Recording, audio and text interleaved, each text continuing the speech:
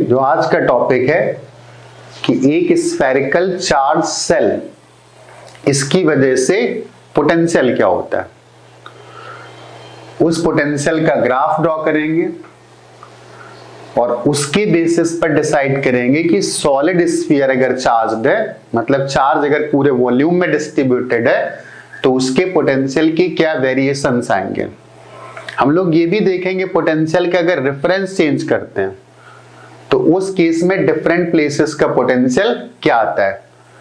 तो आज हम जो पोटेंशियल कैलकुलेट करेंगे वो इलेक्ट्रिक फील्ड की हेल्प से कैलकुलेट करेंगे। जैसे हम लोगों ने इलेक्ट्रिक फील्ड निकाली थी इंटीग्रेशन मेथड से, तो हम पोटेंशियल इंटीग्रेशन मेथड से नहीं निकालेंगे, पोटेंशियल हम लोग इलेक्ट्रिक फील्ड यूज करेंगे और फिर बताएंगे किसी स्फेरिकल सेल जो कि यूनिफॉर्मली चार्ज्ड है, उसकी वजह से उस सेल के अंदर, उस सेल के बाहर कितना पोटेंशियल आता है।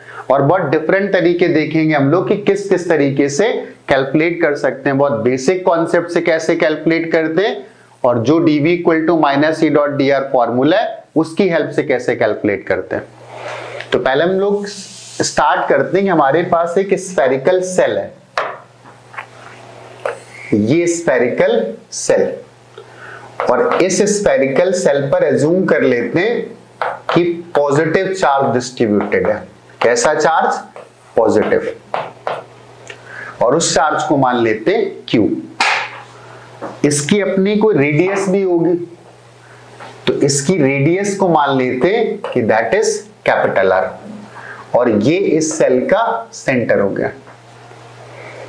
एक सेल है, उस पर सरफेस चार्ज है, सरफेस चार्ज की वैल्यू Q है और उस स्फेरिकल सेल की रेडियस कैपिटल R है। हमें बताना है इसकी वजह से कहां कहां क्या क्या पोटेंशियल आएगा, इसके अंदर कितना आएगा, बाहर कितना आएगा। तो पहले तो हम लोग इस यूज करते हैं इसकी वजह से जो इलेक्ट्रिक फील्ड हम लोगों ने कैलकुलेट करी थी वो कितनी थी। तो इसको फिलहाल मान लेते हैं कि this is our x axis, ये हम लोगों का एक्स एक्सिस और ये ओरिजिन मान लेते हैं। तो हम लोगों ने इसकी फील्ड का जो फंक्शन निकाला था वो फंक्शन था E is equal to 0 for x less than R। x की वैल्यू अगर R से छोटी, इसका मतलब हम लोग स्फीयर के अंदर है, और बाहर जो फंक्शन था वो 1/4 pi epsilon naught Q upon x square for x greater than R। बाहर इलेक्ट्रिक फील्ड ऐसे बिहेव करती मानो सेंटर पर पॉइंट चार्ज रखा हो, और अंदर सेल के जो फील्ड आती थी वो 0 आती थी। इसका हम लोगों ने ग्राफ भी ड्रॉ किया था। तो अगर ये x एक्सिस है, ये ओरिजिन है, और इस एक्सिस पर हम लोग इलेक्ट्रिक फील्ड कैलकुलेट करें, तो ये ग्राफ भी हम लोगों ने ड्रॉ किया था, और वो ग्राफ कुछ ऐसे आया था कि अंदर फील्ड 0 है x इक्वल टू R तक, और इसके बाद फील्ड 1/x स्क्वायर फंक्शन के साथ डिक्रीज कर रही है। जो हम लोगों ने ग्रीन से बनाया ये इलेक्ट्रिक फील्ड है। पॉजिटिव चार्ज था तो electric field positive x direction में थी, तो मैंने इलेक्ट्रिक फील्ड को पॉजिटिव मान लिया। आज के लेक्चर में बहुत सारी चीजें सीखेंगे। इलेक्ट्रिक फील्ड से पोटेंशियल का ग्राफ कैसे बनाना है, पोटेंशियल से इलेक्ट्रिक फील्ड का ग्राफ कैसे बनाना है, इलेक्ट्रिक फील्ड से इलेक्ट्रिक फील्ड के फंक्शन से पोटेंशियल कैसे कैलकुलेट करना है, फिर पोटेंशियल से इलेक्ट्रिक फील्ड कैसे कैलकुलेट करेंगे, और फर्दर अगले लेक्चर्स में देखेंगे अगर इसी की पोटेंशियल निकालना है तो इंटीग्रेशन मेथड से कैसे सॉल्व करते हैं। तो इलेक्ट्रिक फील्ड इस रीजन में एग्जिस्ट करे। अगर हम लोग इलेक्ट्रिक फील्ड लाइंस ड्रॉ करें तो इलेक्ट्रिक फील्ड लाइंस कुछ ऐसे आ रही होंगी, इस तरीके से। अंदर तो कोई इलेक्ट्रिक फील्ड है नहीं, और इस स्फीयर के बाहर इलेक्ट्रिक फील्ड ऐसे बिहेव करेंगी मानो इसका सारा चार्ज पॉइंट चार्ज के फॉर्म में सेंटर पर रखा हो, क्योंकि फॉर्मूला तो हमें यही बताता है कि ये पॉइंट चार्ज की इलेक्ट्रिक फील्ड है। तो बाहर के रीजन में पॉइंट चार्ज की इलेक्ट्रिक फील्ड एग्जिस्ट करेगी और अंदर कोई भी फील्ड नहीं होगी। इतनी बात, क्योंकि बाहर जो फंक्शन आ रहा है वो तो ये आ रहा है ना, और ऐसा लग रहा है कि ये इलेक्ट्रिक फील्ड किसकी वजह से, पॉइंट चार्ज की वजह से इलेक्ट्रिक फील्ड है। जब हम पोटेंशियल निकालते हैं तो हमें रेफरेंस पता होना चाहिए। तो हम लोग मान लेते हैं कि इनफाइनाइट डिस्टेंस पर जो पोटेंशियल था दैट इज इक्वल टू 0। कोई ना कोई रेफरेंस बताए बिना हम लोग किसी भी चार्ज सिस्टम का पोटेंशियल नहीं बता सकते, तो हमारा रेफरेंस फिर भी वही है कि इनफाइनाइट पर पोटेंशियल 0 है। तो चाहो तो डायरेक्ट आंसर कर दो। कैसे? पॉइंट चार्ज की वजह से इलेक्ट्रिक फील्ड बाहर एग्जिस्ट कर रही है, तो जैसे पोटेंशियल पॉइंट चार्ज के आए होंगे वैसे पोटेंशियल इस फील्ड के भी आ रहे होंगे, क्योंकि इनफाइनाइट तो यहां लाई कर रहा होगा ना, कहीं यहां पर इनफाइनाइट मान लेते हैं। इनफाइनाइट से ऐसे चलेंगे तो हमें क्या लगेगा कि हम दो पॉइंट चार्ज की फील्ड में चल रहे हैं, और पॉइंट चार्ज की वजह से यहां तक है केवल पॉइंट चार्ज की फील्ड, इसके यहां तक, इसके आगे तक। तो आंसर लिखना डायरेक्टली लिख सकते हैं। अगर मैं डायरेक्टली लॉजिक बताता कि नहीं इस पॉइंट पर क्या पोटेंशियल आएगा, इस पॉइंट की डिस्टेंस यहां से सपोज x के इक्वल है, तो इस पॉइंट पर क्या पोटेंशियल आएगा p पॉइंट पर, तो मैं तो बोलूंगा मैं इनफाइनाइट से चला था और ऐसा लग रहा है कि हम लोग पॉइंट चार्ज की फील्ड में चल रहे हैं और यही रेफरेंस डिफाइंड था potential at infinity equal to 0। तो हमें नहीं पता है कि चार्ज का सिस्टम क्या था, मुझे तो ये दिख रहा है कि नहीं मैं तो चार्ज पॉइंट चार्ज की फील्ड में जा रहा हूं, तो मैं सीधे बोल सकता हूं कि potential at point P is equal to 1/4 pi epsilon naught Q upon X। Direct logic दे सकते हैं ऐसे। किसी स्फेरिकल सेल के बाहर स्फेरिकल सेल का पोटेंशियल ऐसे बिहेव करेगा मानो स्फेरिकल सेल का चार्ज सेंटर पर पॉइंट चार्ज के फॉर्म में रखा हो। अगर थोड़ा बहुत डाउट लग रहा है तो प्रूव भी कर लेते हैं, पहले इसी को लेकिन कंटिन्यू करते हैं। तो अगर हम लोग इनफाइनाइट से चलते चलते चलते सरफेस तक भी पहुंच जाएंगे तो भी हम लोग पॉइंट चार्ज की फील्ड में ही चल रहे हैं, और पॉइंट चार्ज की फील्ड में चल रहे हैं तो यहां तक पॉइंट चार्ज का बिहेवियर वैलिड होगा। लेकिन इस पॉइंट पर अगर लिखना चाहूं कि potential at surface of the sphere is equal to, तो सरफेस के लिए x की जो वैल्यू आ जाएगी वो तो कैपिटल R के इक्वल आ जाएगी ना, तो x की वैल्यू को कैपिटल R पुट कर देते हैं तो ये आ जाएगा 1/4 pi epsilon naught Q upon R। No problem. अगर पॉइंट चार्ज की फील्ड है तो पॉइंट चार्ज का पोटेंशियल ले, क्योंकि हम इनफाइनाइट से इन प्लेसेस तक जा रहे हैं। अब एक बात आती है अंदर जाना है, अंदर क्या पोटेंशियल आएगा। तो पोटेंशियल चेंज कब होता है? जब इलेक्ट्रिक फील्ड होती है। dV equal to minus E dot D R, हम लोगों ने जो फॉर्मूला पढ़ा था dV, मेरी बात समझ में आ रही होगी, dV equal to minus E dot D R, और जिस रीजन में इलेक्ट्रिक फील्ड ही नो 0 डॉट जी आर, तो उस रीजन के दो पॉइंट में पोटेंशियल का चेंज तो 0 आ जाएगा। तो जैसे हम लोग स्फीयर के अंदर घुसेंगे वैसे अंदर फील्ड कितनी होगी? 0, और फील्ड 0 होने का मतलब पोटेंशियल में कोई भी चेंज नहीं आएगा। क्या इतनी बात क्लियर हो रही है? तो अगर हम यहां से यहां चले जाएं तो या तो फील्ड है नहीं, और फील्ड है नहीं तो पोटेंशियल में कोई भी बदलाव नहीं होगा। इसका मतलब जो पोटेंशियल सरफेस का होगा भाई यहां पर होगा। यहां से यहां चले जाएं तो भी फील्ड नहीं, इसका मतलब जो यहाँ का पोटेंशियल है भाई यहाँ का पोटेंशियल, इसका मतलब पूरे स्फीयर के अंदर ऐसे घूमते रहो, पोटेंशियल में कोई भी चेंज नहीं आएगा। मतलब इसके अंदर वही पोटेंशियल होगा जो इसके सरफेस पर होगा। तो यहां से हम लोग बोल सकते हैं कि potential inside the spherical shell is same as potential at the surface of the cell, और सेल के सरफेस पर जो पोटेंशियल था वो 1/4 pi epsilon naught Q upon capital R। Solve हो गया। लॉजिक देते तो चीजें आराम से सॉल्व हो जाती। अगर लग रहा है कि नहीं थोड़ा बहुत डाउट है तो सॉल्व कर लेते, एग्जैक्टली सॉल्व कर लेते। हम लोग के पास एक स्फेरिकल सेल थी, ये आ रहा है ना समझ में, यहां से x डिस्टेंस पर जो कि स्फीयर के बाहर है, x की वैल्यू r से बड़ी है, इस पॉइंट से हम लोग इस पॉइंट तक जाते हैं और x में चेंज कर देते हैं dx, और dx लिखने का मतलब है कि दिस इज टेंडिंग टुवर्ड 0, मतलब ये काफी छोटा है। और अगर dx बहुत छोटा है मतलब 0 को जा रहा है, इसका मतलब a और b पॉइंट लगभग क्लोज होंगे।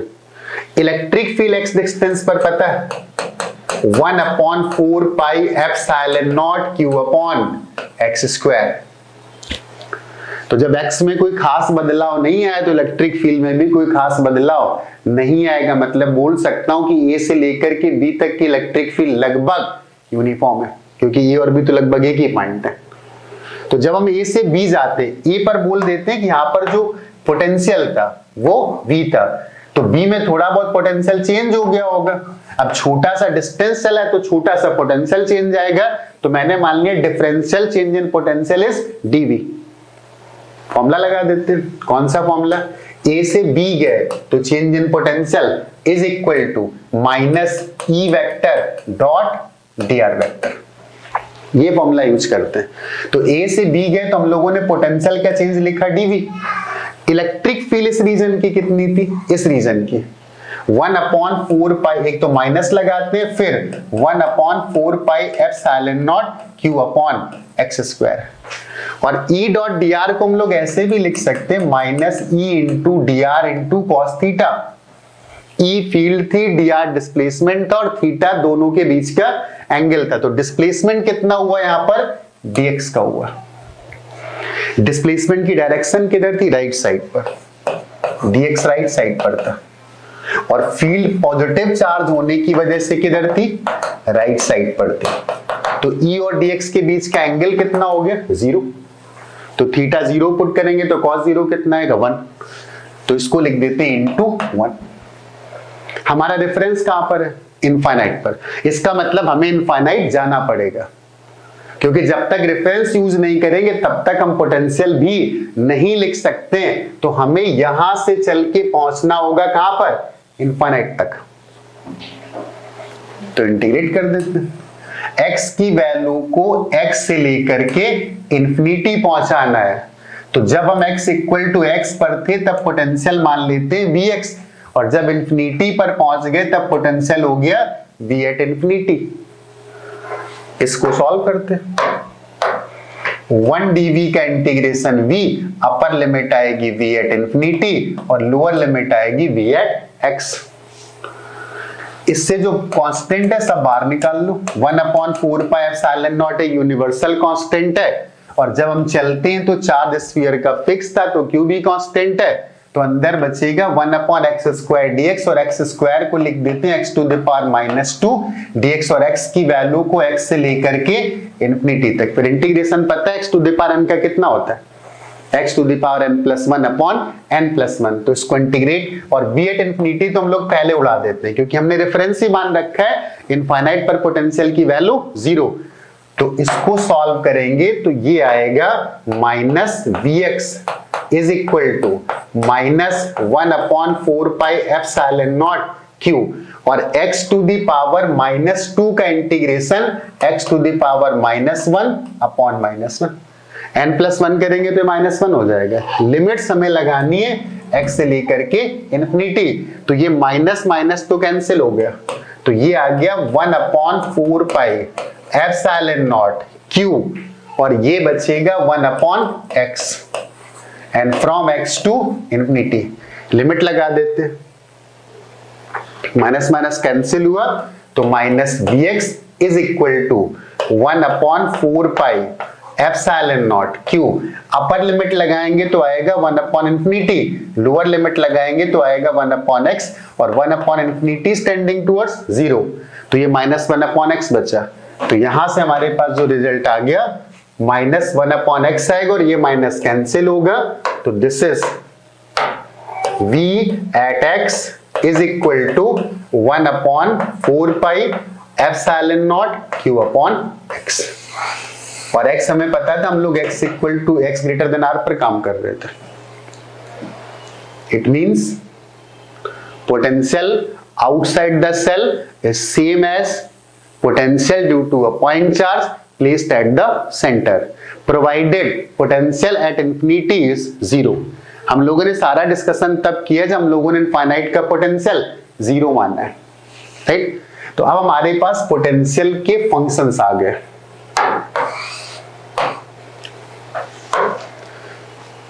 ये स्फेरिकल सेल इस पर चार्ज डिस्ट्रीब्यूटेड है वो भी यूनिफॉर्मली, ये इसका सेंटर है और ये एक्स एक्सिस है। तो पोटेंशियल का जो फंक्शन आ गया वो आ गया 1/4πε0 Q upon capital R for x less then और इक्वल टू R। जो सरफेस पर पोटेंशियल होगा वही अंदर होगा और बाहर मतलब x ग्रेटर देन R के लिए जो पोटेंशियल आएगा वो 1/4πε0 ऐसे बिहेव करेगा मानो उसके सेंटर पर एक पॉइंट चार्ज रखा हो। तो इसका ग्राफ भी बना लेते, पोटेंशियल का ग्राफ बनाते। तो ये x एक्सिस, यहां पर x इक्वल टू 0 था और इस एक्सिस पर हमें ड्रॉ करना है पोटेंशियल। तो पोटेंशियल अंदर तो कांस्टेंट है और उस कांस्टेंट की वैल्यू है 1/4πε0 Q अपॉन R। तो अगर इसका ग्राफ बनाते हैं तो अंदर पोटेंशियल कांस्टेंट है और इसकी वैल्यू है 1/4πε0 Q अपॉन R। और इसके बाद पोटेंशियल, अब यहां पर एक कॉन्टिन्यूटी आ रही है। अगर हम x इक्वल टू R पर उसके लेफ्ट में लिमिट लगाएंगे तो ये पोटेंशियल आएगा और जस्ट आउटसाइड लगाएंगे तो पोटेंशियल x प्लस समथिंग लिखेंगे 0 तो भी यही आएगा। इसका मतलब यहां पर एक कॉन्टिन्यूटी एग्जिस्ट कर रही है तो ग्राफ विल बी कॉन्टिन्यूअस और 1/x फंक्शन का मतलब डिक्रीज कर रहा है तो ये पोटेंशियल ऐसे। तो ये ग्राफ आ गया potential versus distance from the centre of spherical shell. जो सॉलिड स्फीयर के रिजल्ट होंगे वो हम लोग इसी से डिड्यूस करेंगे। वैसे हम लोग सॉल्व करेंगे कि अगर चार्ज डिस्ट्रीब्यूटेड है तो उस चार्ज की वजह से इंटीग्रेशन से पोटेंशियल कैसे निकालते हैं, बट लॉजिक तो बड़ा सिंपल था कि अगर इलेक्ट्रिक फील्ड बार पॉइंट चार्ज की इनफाइनाइट पर रेफरेंस माना गया है तो इनफाइनाइट पर रेफरेंस मानते हैं तो अंदर की तरफ मूव करते हैं तो पोटेंशियल भी पॉइंट चार्ज का आएगा तब तक जब तक सरफेस नहीं पहुंचेंगे। हाँ, समस्याएं आ सकती, कब आ सकती? समस्याएं तब आ सकती जब रेफरेंस वो कुछ और दे दे, वो बोल दे कि नहीं स्फेरिकल सेल के सेंटर का जो पोटेंशियल है वो 0 मान लो और फिर बाकी पॉइंट का पोटेंशियल लिखना है। तो अभी वो प्रॉब्लम भी सॉल्व कर लेते हैं। अगर रेफरेंस कुछ और दे देता है तो क्या है, लेकिन उसके पहले हम लोग इंटर कन्वर्जन भी सीखते हैं कि हमें इलेक्ट्रिक फील्ड का ग्राफ पता था तो पोटेंशियल का ग्राफ कैसे बनाते हैं और पोटेंशियल का ग्राफ अगर पता है तो हम लोग फिर इलेक्ट्रिक फील्ड का ग्राफ कैसे ड्रॉ करेंगे। तो ये इंटर कन्वर्जन काफी इंपॉर्टेंट है। तो इंटर कन्वर्जन पर पहले काम करते हैं। हम लोगों ने एक रिजल्ट निकाला था कि किसी एक्सिस के अलोंग जो पोटेंशियल आएगा या फील्ड आएगी, सपोज एक्स एक्सिस के अलोंग था तो that was -del v upon del x। तो हम लोग अगर यहां पर केवल x का ही फंक्शन था तो ऐसे भी लिख सकते थे कि ex is equal to -dv upon dx। तो ऐसे लिख सकते हैं dv is equal to -ex into dx। इनके कंपैरिजन करते हैं। हम लोग जब पढ़ते थे काइनेमेटिक्स तो काइनेमेटिक्स मैंने लिखा था velocity is equal to dx upon dt। Velocity is dx upon dt। तो dx को लिख सकते थे dx is equal to v into dt। Compare करते हैं xt कर्व का स्लोप, dx अपॉन dt क्या स्लोप है, xt कर्व का स्लोप वेलोसिटी है तो vx कर्व का स्लोप का नेगेटिव इलेक्ट्रिक फील्ड है। मतलब जो पोटेंशियल वर्सेस डिस्टेंस कर्व आएगा उसका स्लोप का negative is called electric field. यहां पर आते vt कर्व का एरिया डिस्प्लेसमेंट कहलाता था तो ex कर्व का एरिया का नेगेटिव चेंज इन पोटेंशियल कहलाएगा। रट लो, vx कर्व का स्लोप का नेगेटिव इलेक्ट्रिक फील्ड और फील्ड वर्सेस डिस्टेंस कर्व का एरिया पोटेंशियल के चेंज को शो करेगा। तो कभी कभी चीजें बड़ी आसान हो जाएंगी ग्राफिकल कि हम लोग ग्राफ से आंसर कर देते हैं। तो अब इंटर कन्वर्जन पर बात करते हैं। हम लोगों के पास सपोज सबसे पहले हम लोग सॉल्व करते पोटेंशियल वाला कर्व।